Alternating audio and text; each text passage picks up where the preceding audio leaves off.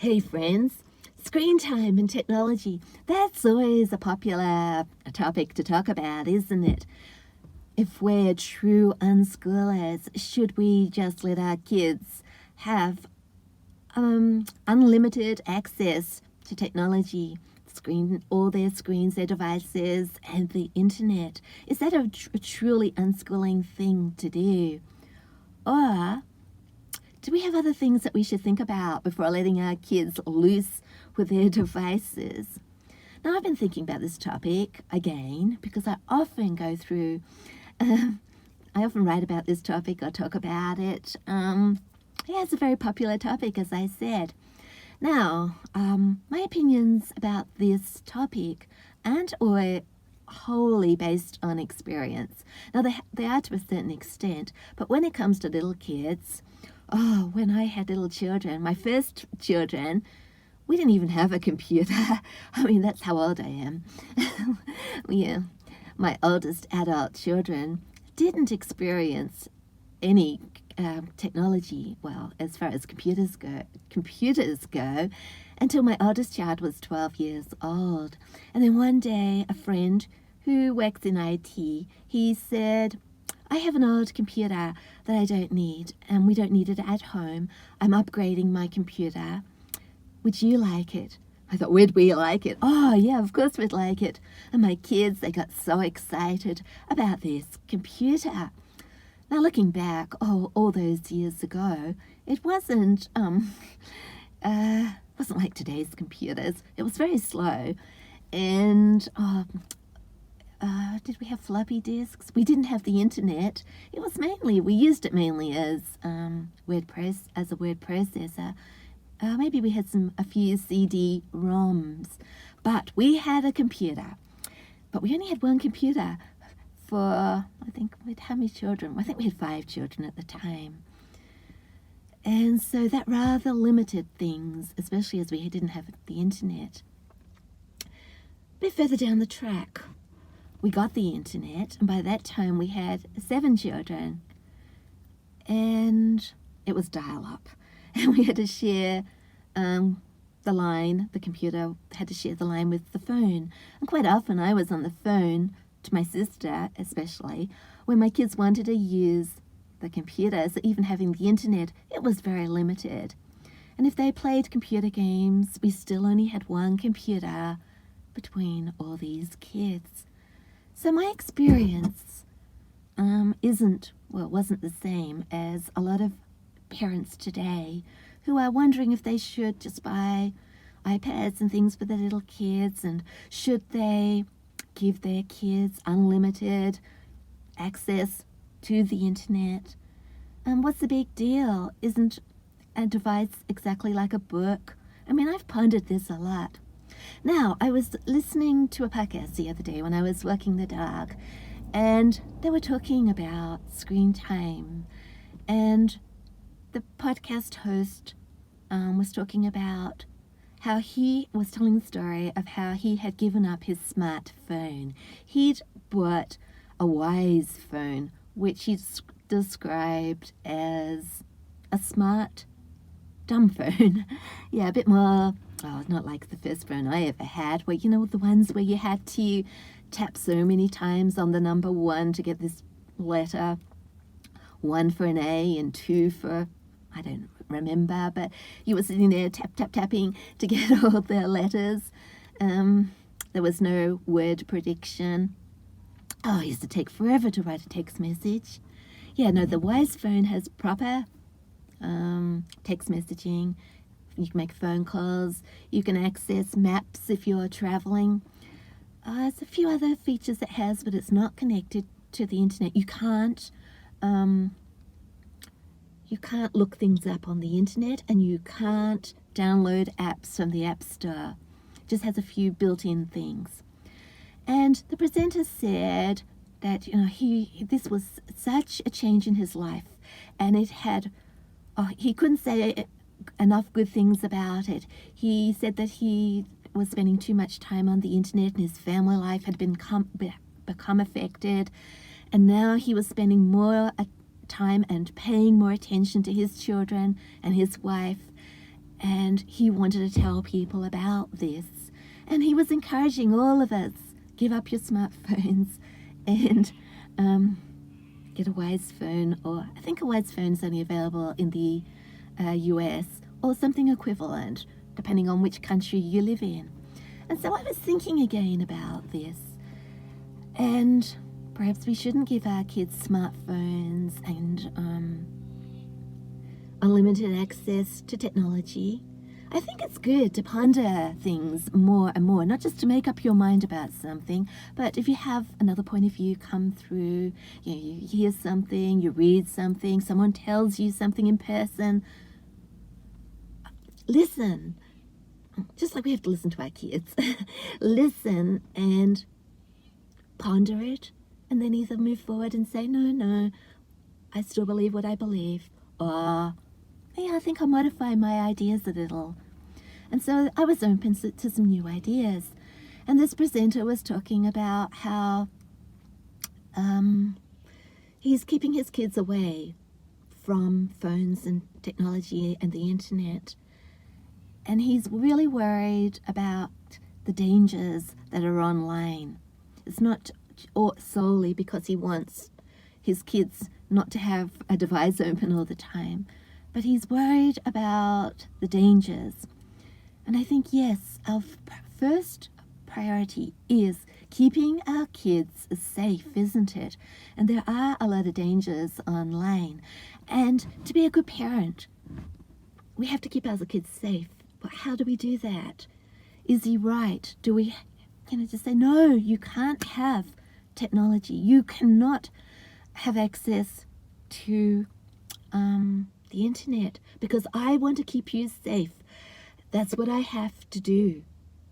Now he was saying that for his children, if they go somewhere or want to get together with another family of children, he always says, do your kids have phones?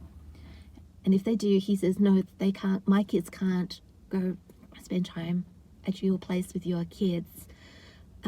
Because, of course, the other kids will share their phones, their technology with his kids. And that sort of brought up a question for me that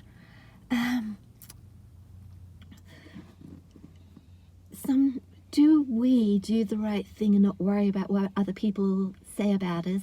Do we put our kids first, and if that's what we feel is the right thing to do we do that? Do we become known as that family who won't let their kids have technology? They're firm, they're going to do what they think is right for their kids. But is that the right way to go about it? Because I'm sure there comes a day, I've got older kids, I've had teenagers, maybe even the time comes even before teenage years, where you can't control the environment of your children any longer unless you're willing to be with them 24 hours a day, whether you're willing to almost keep them with you locked up at home. They're going to go out into the world, they're going to want friends, they're going to want to go places without us. And what's going to happen? They're going to come in contact with all the things that we've been worried about. How do we keep them safe once they start doing that? And I think the answer, and I wonder if you agree, is that we have to be so closely connected to our kids that we can guide them, we can talk about these things, and that they pick up on our values in life, and that they get that foundation, that we build up the trust, and so that when they go out, or when they and they might access the internet, if they come across anything which is dangerous or unsuitable, immoral, whatever it is, that we can trust that they know the difference between right and wrong, that they will see something, say, no, and they will click away. They won't go searching for what they know is wrong. And that the only way to safeguard our kids and keep them safe from the dangers of the internet is to build up such close connections with our kids that we can trust them. Of course they might make mistakes, but we can't guarantee anything in life. And we hope that we've done our job by passing on our values and guiding them through those close connections. And having all those discussions, not just putting it to one side and saying, hey, you can't have that. It's not suitable for you. Now I'm talking about older kids. I've changed my mind about little kids. I used to say, hey, I don't think there's anything wrong with little kids having devices. What's the difference between an iPad if it's games, or it's books, or it's kids YouTube or whatever? Loads of wonderful things going on the internet. Why not? Why can't kids access it all? But I've changed my mind about that. If I had, if I could go back in time and we had life was the same as it is now, I guess if I was younger and my kids were younger now, I wouldn't introduce my younger kids to those sort of things. I would have a home environment where people and relationships and physical things were the main thing. They would be more important than technology. I don't think little kids need technology. There's no reason for it. Yeah, it might be fun. They might pick up lots of information. Little kids pick up a lot of information by sitting next to us and reading books together, or having talks, or going places. I think little kids need to experience the real world. They need us. They need us to play with them and spend time with them, and go places. Read books together. Watch movies together, maybe, and get a animated movie on and watch it, but in our own time, not when we plan it as a family, to sit down and watch and discuss and enjoy together. And I think sometimes being a modern mother must be very difficult. The temptation to put a device in front of a child must be so huge. Say mothers, fathers too. Parenthood is so difficult. And there are times I remember when I was exhausted, absolutely exhausted. And mothers and fathers want time out. And why not sit a child in front of a computer or a TV, or hand them an iPad, or when they're out in a cafe, hand them a phone, something to keep them occupied while they have time out. And I think, that's a choice, isn't it? But is that setting up a problem? Is it worth it?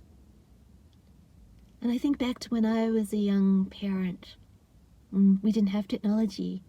We didn't have that choice. So it is possible to survive without those sort of babysitters. You have to think of other things.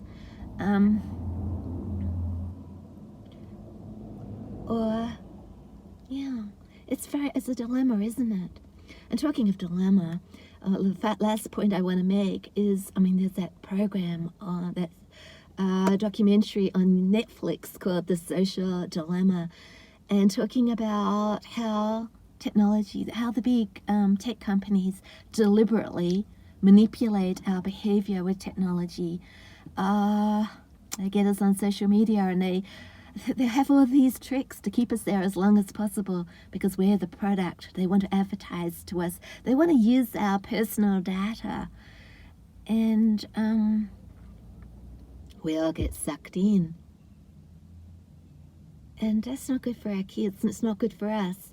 And that when we're talking about building up a family environment where technology isn't a big part of it, where people are more important than devices, then we have to look at our own behavior, don't we? It's no good saying, I don't want my kids doing this, but I'm going to make an exception for me. We have to be aware of how technology manipulates our behavior and how it can make us upset. How it can destroy our peace. I think that's what I want to say. And I've gone through so many cycles of this. And listening to this podcast the other day, I thought, do I need a wise phone? And I'm still pondering that one, because there's a few things that I do use my phone for, as far as, work goes, as far as blogging and community work goes. I mean, I'm using my phone right now to record this vlog. I don't know, maybe we could make a vlog on a wise phone, I'm not sure. But anyway, well, I certainly use the Wi-Fi on my phone to get the video off, to go and edit it and upload it to YouTube. But I got off social media. I couldn't do it. It was affecting my life too much. All those likes I was chasing, and all those, I've got to post today. Will anyone like my post? What do people think of me? What can I do to attract more attention? Imogen and I were talking the other day about how the modern way of selling anything is social media. Do we need social media to sell our books? Because we both got a number of books that we've written. And the conclusion we came to was probably we do need social media. The other conclusion I came to was, even though I'd like more people to read my books, my 2 unschooling books, and my children's novels, I'm not willing to make the sacrifice of going on social media, the sacrifice of losing my peace and living a different type of life. No, I can't do it. And so I've made that choice. And I think it's about choices, isn't it? Do we do this, but we'll lose that? Or do we decide not to do this, and do we gain that? We all have to make our own minds up about how we put together a peaceful family life where everybody in our family is flourishing and learning, but not at the expense of our mental health, maybe, or the breakdown of our family bonds. How do we do that? Yeah, those decisions will be different from between family and family, and I'm not telling you what the decisions you should be making. I'm just sharing thoughts that I've had, that I'm pondering. Yeah, maybe we could have a discussion about it, a conversation. You could leave a comment on this vlog and share what you're thinking. Now I'm going to finish just with, I already said one last point, one last thing which I thought was very, very interesting. One of the people in the podcast was talking about how he had, I think he fostered, I'm not sure, fostered or adopted a couple of children. Young children, I think, but not little tiny children, not, toddlers. And as he was going home with them, the social worker said, keep them away from phones. And he said, oh, why? What's wrong with the phone? And apparently these kids got into a lot of trouble because of phones. And this father thought, well, what do I do? I've got these beautiful new children. I want to build up a relationship with them. The first thing I'm going to do is say, no technology. How's that going to get things off to a good start? We're going to be battling from day one because they're used to having phones. And then he came up with this, what I think is quite a good idea, something I'd never thought of before. He said that he didn't give them phones. What he did was he got them Alexa. And so the kids were able to access the internet without the visual side, a limited access to the internet. And so, they could have all the fun of talking to Alexa and finding things out and listening to music. Now, Gemma Rose was given a clock as a Christmas present that was connected to Alexa. And on Christmas Day, I think it was, or maybe it was Boxing Day, but it doesn't really matter. We played around. We all sat around and we played with Alexa. Alexa, play this Christmas song. Alexa, who is the most blah, blah, blah. Oh, and we've just competed with each other to find questions Alexa couldn't answer. yeah, it was really good fun. No, I have, I wondered whether Alexa is safe. Yeah, well, but then I came to the conclusion that having a smartphone isn't safe. All our data is being monitored and collected by somebody. The only way to be truly safe is to give up our phones, our devices, our connections to the internet. And are we really willing to do that? So I'm going to leave you there, friends. That's a lot of thoughts I've shared today. Hope you've got to the end of this vlog, and I hope you got something out of it. As I said, why not comment? And we'll have a conversation.